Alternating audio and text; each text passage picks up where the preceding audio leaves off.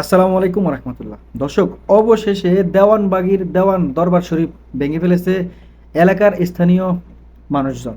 কেন ভেঙেছে? বিগত সময় ধরে কিন্তু আপনারা দেখেছেন যে এই দেওয়ানবাগীর বিভিন্ন কথাবার্তা থেকে শুরু করে ইসলামিক যেই কথাবার্তাগুলো, সেটা কিন্তু এক প্রকার আলোচনা সমালোচনা নিয়ে আসে। তিনি যেভাবে কথাবার্তাগুলো বলেন, দেখা যাচ্ছে বড় যে উচ্চতরের আপনার যে আলেমগণ আছেন সম্মানিত, তারা কিন্তু এটা আলোচনা সাপেক্ষে দেখলেন যে আসলে তিনি যে কথাগুলো বলছেন এগুলো আসলে ধর্মের অনুভূতিতে আঘাত নিয়ে আসতেছে। আর উনি যেভাবে কথাগুলো বলতেছে এগুলা আহ, কথার সাথে কোনো মিল নেই, ভিত্তিহীন কথাবার্তাগুলো। তো এইভাবেই কিন্তু আসলে আলোচনা সমালোচনা হয়। বিভিন্ন সময় বিভিন্ন কথা বলেছেন।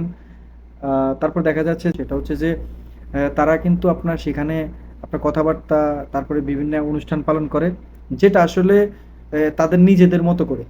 তো এইভাবে যখন তারা অনুষ্ঠানটা পালন করবে, এবং এলাকার মানুষ তো আগে থেকেই তারা আসলে বলতে পারেন যে তারা একটু ক্ষেপে আছে, কেননা তাদের যে কার্যক্রমগুলো এগুলো আসলে বিপরীত কোনো কিছুকে বোঝায়। বিষয়টা হচ্ছে এমন।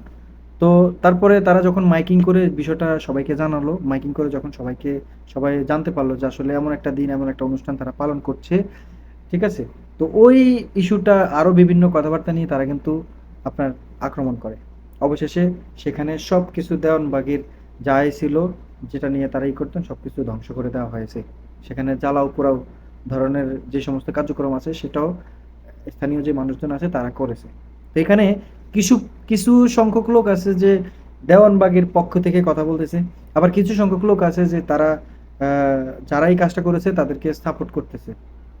এখন এই যে আপনারা যারা দর্শক আছেন, আপনারা যারা দেখছেন, সর্বপ্রথম আপনাদেরকে বলতে চাচ্ছি যে আপনারা যারা এখনো এই চ্যানেলটিকে সাবস্ক্রাইব করেননি অবশ্যই সাবস্ক্রাইব করে পাশেই থাকবেন। তবে আপনারা আপনাদের মূল্যবান যে মতামতটা, সেটা কিন্তু আপনারা অবশ্যই জানাবেন কমেন্ট বক্সে কমেন্ট করে।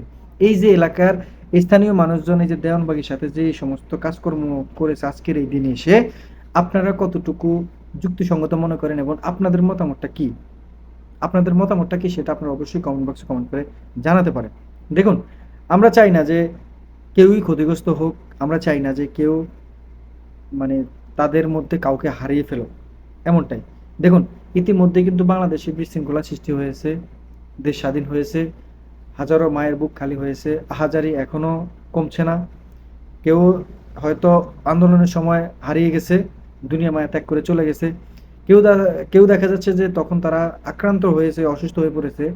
এখন সামনের দিনগুলোতে হয়তো অনেকে বেঁচে আছে, আবার অনেকে বেঁচে থাকতে পারবে না, কেননা অসুস্থতার মাত্রাটা সব থেকে বেশি। এরই মধ্যে কিন্তু আপনার রিপোর্ট হয়েছে প্রায় 800 জনের ছাত্র, 800 জনের লিস্ট নেওয়া হয়েছে।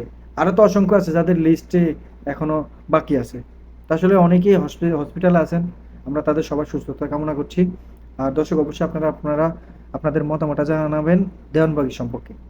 তারা স্থানীয় মানুষজন তাদের সাথে যে কাজটা করেছে, এটার আপনার মতামতে কি? ভিডিওটা শেয়ার করবেন। দেখা হচ্ছে ইনশাল্লাহ নতুন আরেকটা ভিডিওতে।